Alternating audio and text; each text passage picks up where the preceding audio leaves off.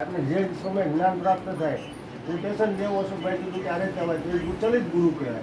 પણ આપણે આત્માથી ગુરુ આપે એટલે મોક્ષ સુધી લઈ જાય, એમાં ભગવતીના ચરણ સુધી લઈ જાય એવો આપણા સદગુરુને સ્મરણ કરો.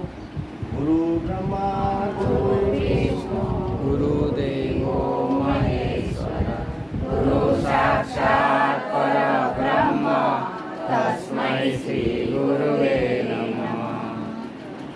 શ્રી સદગુરુદેવ તમેવ માતા ચ પિતા તમેવ તમેવ બંધુ સખા તમેવ ત્વમેવ વિદ્યાદ્રવિણં ત્વમેવ ત્વમેવ સર્વં મમ દેવ દેવ.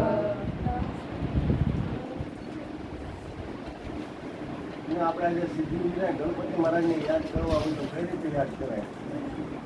મને ન આવડે, તમને બધાને આવડે.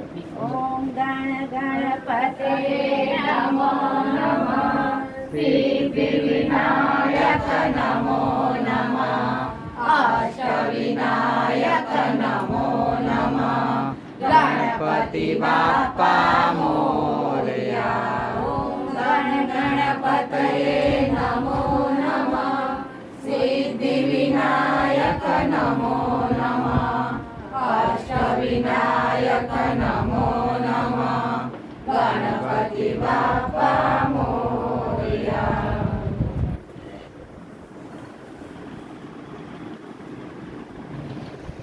હવે પછી આપણે કોને યાદ કરવા પડે? માતંગી શરણં મમ માતંગી શરણં મમ માતંગી શરણં મમ જય માતંગી શરણં મમ માતંગી શરણં મમ માતંગી શરણં માતંગી શરણં મમ જય માતંગી શરણં. માને ભૂલી વધાવો માતાજી મહાલક્ષ્મી માને કે જેના થકી માં તું ધન આપ, ધાન્ય આપ, શરીરનું સુખ આપ, સંતાન સુખ આપ, એવી અનેક સ્વરૂપની લક્ષ્મી સ્વરૂપે, નારાયણ સ્વરૂપે આજે અમારે ત્યાં લીલા તોરણી આસોપાલવના બાયના તું માં ન આવ હે.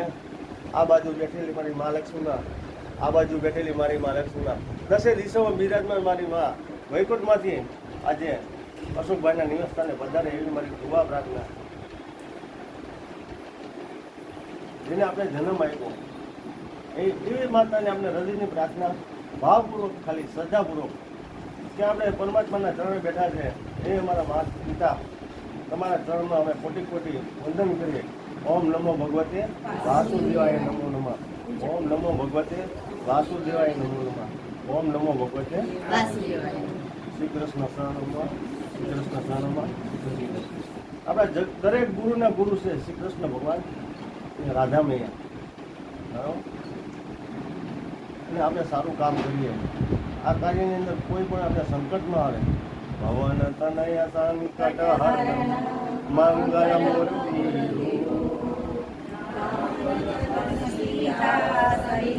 હૃદય બસર સુરભો સિયાવર રામચંદ્ર કી જય પવન સુત હનુમાન કી જય. દરેક આત્માની અંદર રામ બેઠા છે એવા આપણે રામ, લક્ષ્મણ, જાનકી માતાને, રામ ભક્ત હનુમાનજી મહારાજને કોટી કોટી પ્રણામ કરીએ. એ અમે ભાવ ધરીને, અમે એક શ્રદ્ધા તરીકે તમને ગાદી અર્પણ કરીએ છીએ. તમે અમારા આ જે પ્રારંભ કર્યો છે ભાવ ભક્તિનો, એ યજ્ઞમાં તમે બિરાજમાન થાવ. અને આજે આપણે સર્વશક્તિ જેને કહેવાય છે ને એના થકી જ આપણી માતા તો એમાં તમારા બધાને